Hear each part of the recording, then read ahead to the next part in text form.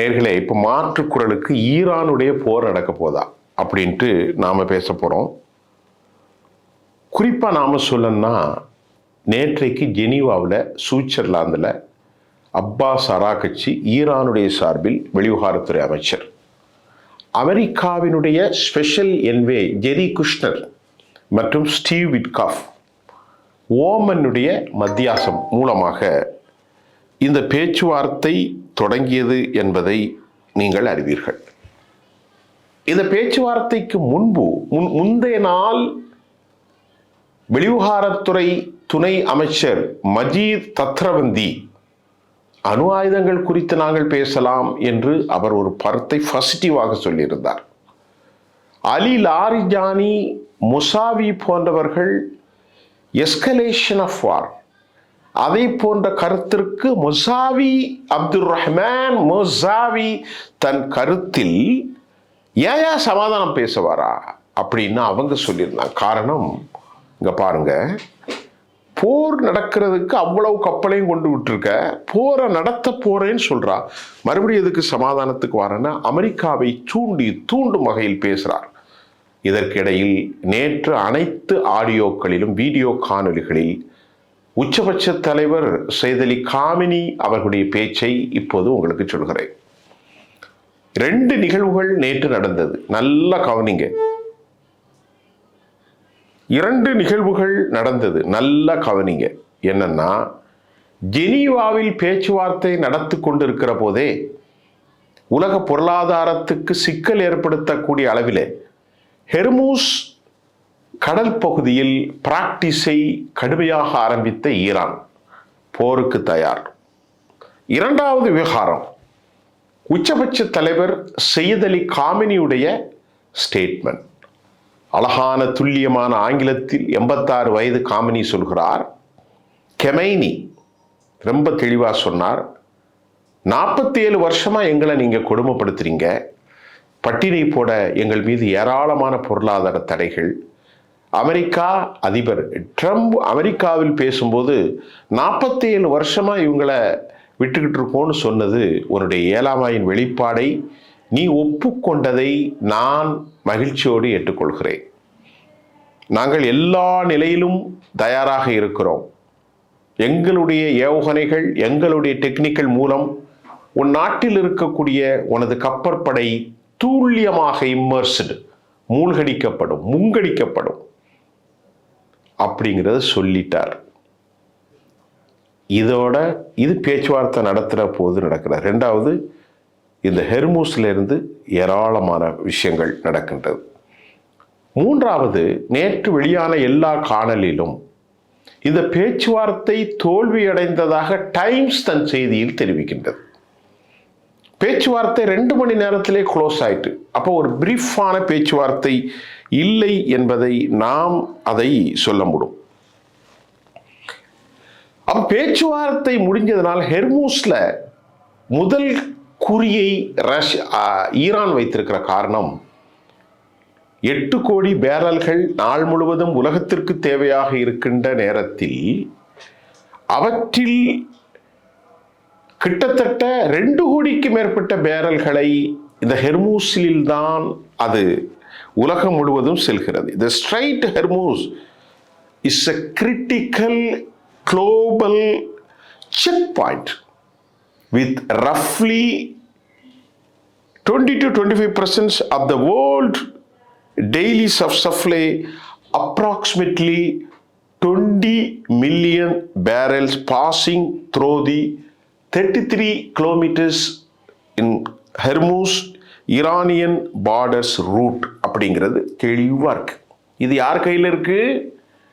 100 கிலோமீட்டரில் 33 kilometre solo water, 8 kilometre ஆழமான பகுதிகள் ஈரான்கிட்ட இருக்கு.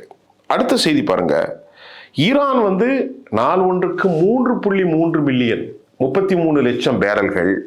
இந்த 33 லட்சம் பேரல்களில் 1.8 20 மில்லியன் பேரல்கள் 20 லட்சம் பேரல்களுக்கு முன்பு வியாபாரத்துக்கு அனுப்பப்படுகிறது.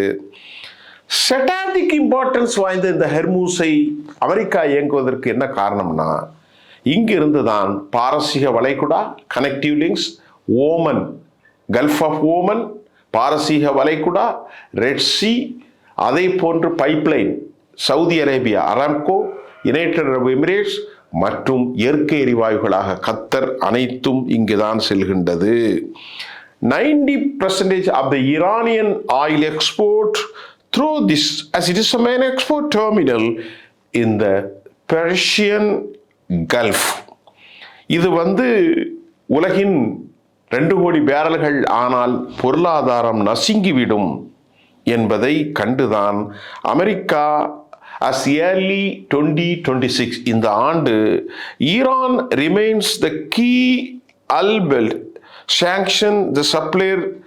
மிக முக்கியமாக சப்ளை எங்கன்னா சைனாவுக்கு சப்ளை, ஏசியன் கண்ட்ரிகளுக்கு சப்ளை, இந்தியாவுக்கு சப்ளை, எல்லா நாடுகளுக்கும் ரிஃபைன்ஸ் இங்கிருந்து தான் செல்கிறது என்பது முக்கியம்.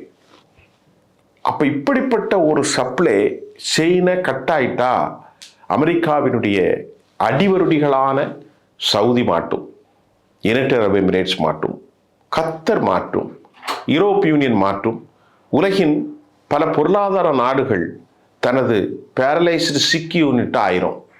அதுக்கப்புறம் they can't move anything. அப்ப இந்த ஒரு மோசமான நிலையில் சிக்குண்டால் உலகத்தின் நிலைமை பெரும் ஆபத்தாக இருக்கும் என்றும் அமெரிக்க டாலர் படுத்துவிடும். அமெரிக்க டாலர்ல தான் எல்லாரும் யூஸ் பண்றாங்க. நல்லா புரிஞ்சுக்கிடுங்க. உங்களுக்கே ஒரு கேள்வி வரும், ஏன்பா சவுதியில பிசினஸ் நடக்கல, கத்தர்ல நடக்கல, இல்லைன்னா யுனைடெட் அரபு எமிரேட்ஸ் நடக்கல, இப்போ இந்தியா மற்ற சீனாகுனா எல்லா நாட்டிலையும் நடக்கலைன்னா என்ன நடக்க போகுது? என்ன நடக்குன்னா டாலர் காலி ஆயிரும். டாலர் காலியானா அமெரிக்காவுடைய பணவீக்கம் அதிகரிக்கும், இன்ஃப்ளேஷன், ரெசெஷன் போகும், நாட்டுள்ள டிஸ்டன்ட் வாய்ஸ் இப்பமே போகுது. இவனுடைய முடிவுகளை எதிர்த்து அமெரிக்கா சிக்கலாகும். America that will more funding allotted for this crisis. அது மட்டும் இல்லை, தற்காலிக போருக்கு அவர்கள் நடத்துறதுனால அமெரிக்கா இராணுவத்திற்கு 2 வித அச்சுறுத்தல். ஒன்று, ஈரானுடைய மட்டுப்படுத்த முடியாத தாக்குதல், ஈரானுடைய அப்ராக்சிமேட் பலிஸ்டிக்ஸ் ஹைப்பர்சோனிக் தாக்குதல், ஈரானுடைய படைகளின் தாக்குதல். ஈரானுக்கு எதிர்த்து போரிட்டால் அமெரிக்காவுடைய பரபரம் ஹெர்மூஸின் மூலம் கட்டுப்படுத்தப்படும். டாலர் ஒட்டுமொத்தமாக which has been ஒரு பேரலைஸ்டு செக்யூரிட்டா மாறிட்டா, உலகமே ஸ்தம்பித்தால் அமெரிக்கா காலி. வெற்றி பெற முடியுமா? 4 நாள்ல 40 நாள்ல வெற்றி பெற முடியுமா? இல்லை உள்ள இறங்குனா நீ அங்க இருக்கக்கூடிய IRGC வெற்றி பெற முடியுமா? பஸ்ஸி படைகளை வெற்றி பெற முடியுமா? ஹவுதிகளை வெற்றி பெற முடியுமா? ஹிஸ்புல்லாக்களை வெற்றி பெற முடியுமா? அதே மாதிரி ஹத்தாபி ஹிஸ்புல்லாக்களை வெற்றி பெற முடியுமா? இஸ்லாமிய ஜிஹாதிகளை வெற்றி பெற முடியுமா? ரொம்ப கஷ்டம் சார். ஏற்கனவே 700 லட்சம் கோடி இழந்திருக்காங்க சார், $7 ட்ரில்லியன். ஆப்கானிஸ்தானையும் ஈராக்லையும். இதெல்லாம் பார்த்து தான் மிரட்டு மிரட்டு மிரட்டு மிரட்டு மிரட்டுன்னு மிரட்டி அந்த மிரட்டுக்கும் சரியா இல்லாம இன்னைக்கு சிக்கலாயிருக்கு. இதுல ஒரு செய்தி முக்கியம்.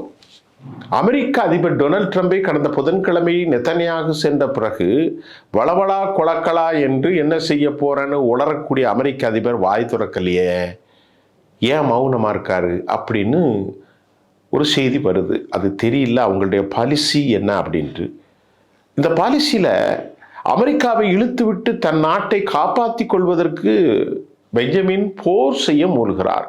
த இன்ஸ்டிகேஷன் ஆபரேஷன். இதுல ஈரான் சொல்லுது அமெரிக்காட்ட கவனமா இருங்க, உங்க விஷயம் வேற, என் விஷயம் வேற, இஸ்ரேல் விஷயம் வேற, ரெண்டையும் குழப்பாதீங்க. உங்களுடைய பிரச்சனை அணு ஆயுதம், அதை பத்தி பேசுவோம்.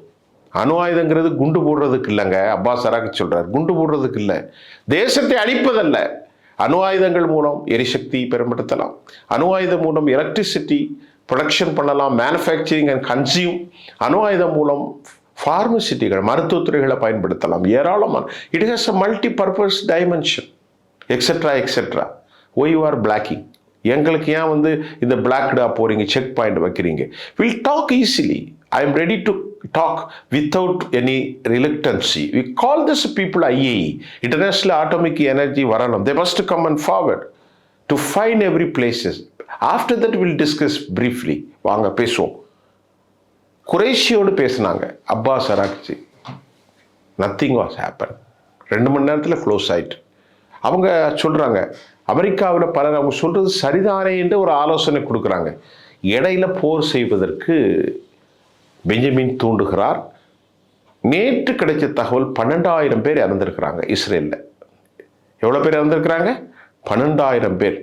அமெரிக்காவுடைய அந்த ஏர் டிஃபென்ஸ் சிஸ்டம் தாட், ஏரோடோம், டேவிட் சில்லிங், ஏரோ 3 எல்லாவற்றையும், அயன் பீம் எல்லாவற்றையும் தாண்டி, அயன்டோமை எல்லாம் தாண்டி அடித்து உருக்குலைய வைத்து 12 நாள் போரில் 12,000 பேர் காலி செய்யப்பட்டார்கள். இவர்களும் ஏராளமான பேர் மரணித்திருக்கிறார்கள். ஃபர்தோஸ், இஸ்பஹான், நட்டான்ஸ் காலி செஞ்சாங்க. இப்போ இன்று காலை கிடைத்த தகவலில் அணு ஆயுத நிலைகளை மண்ணை அள்ளி கொட்டி எந்த ஒரு தொழில்நுட்பத்தாலும் கண்டுபிடிக்க முடியாத அளவிற்கு மறைத்திருக்கிறார்கள் என்ற தகவலும் பதிவு செய்யப்பட்டிருக்கிறது. சீனாவினுடைய ஆதிக்க சக்தி, சீனா ஓப்பனாகவே நிற்கிறது. சீனா ஓப்பனாகவே டெலிபரேட்டாக ஈரானுக்கு போக்மனா, ஈரானுக்கு J-20 கொடுத்தது, ஈரானுக்கு ஸ்டெல்த் விமானங்களை கொடுத்தது, ஈரானுக்கு ஸ்டெல்த் விமானங்களை கண்டுபிடிக்கக்கூடிய ராட்சச ரெடார் சிஸ்டத்தை கொடுத்தது, எலக்ட்ரானிக் வார்ஃபேரை கொடுத்தது, மோனிஷனை கொடுத்தது, 27க்கு மேற்பட்ட இதை கொடுத்ததும் அமெரிக்காவை ஆடிப்போக செய்திருக்கிறது. இதற்கிடையே இந்த பேச்சுவார்த்தை நல்ல விஷயத்தில் சொன்ன மாதிரி ஓமன் புரோக்கரேஜில் சொல்லிட்டாங்க, ஈரானும் சொல்லிட்டு வெளியேறிட்டாங்க. ஆனால் அமெரிக்காவினுடைய தயக்கத்துக்கு காரணம் என்ன? அமெரிக்க அதிபர் டொனால்ட் ட்ரம்புடைய மௌனத்துக்கும் பெஞ்சமினுக்கும் மௌனம் காரணம் என்ன? இந்த தாக்குதல் தொடங்க போகிறது எப்போது? போர் என்று நிலந்து விட்டது. ஒன்று அமெரிக்கா சாட்சிக்காரன் காலில் விடுவது, சண்டைக்காரன் காலில் விடுன்னு சரண்டர் ஆயிடலாம். ஏன்னா நாளைக்கு இவனை தாக்கி அவனை பெரிய ஆளாக்கிடக்கூடாது சீனாவை அப்படின்னு யோசிக்கலாம். சீனாவும் ரஷ்யாவும் தங்களுடைய ஆயுதங்களில் பெரும்பாலானவற்றை அமெரிக்காவுக்கு எதிராக இந்த போர் நடந்தால் இதில் அவர்கள் பரிசோதனை செய்வதற்காக ப்ரிப்பேர்டாக இருக்கிறாங்க அப்படின்னு தகவல் வருது. எல்லாம் குழப்பம்தான். நாம் அடுத்த செய்தியில் பெரியவர் ஆயதுல்லா காமினுடைய சேலஞ்சு, ஓமன் பிரச்சனை முடிஞ்சது, ப்ரிப்பரேஷன், அடுத்த கட்டம் என்ன, நாளைக்கு சந்திப்போம். மீண்டும் புதிய செய்திகளோடு. நன்றி.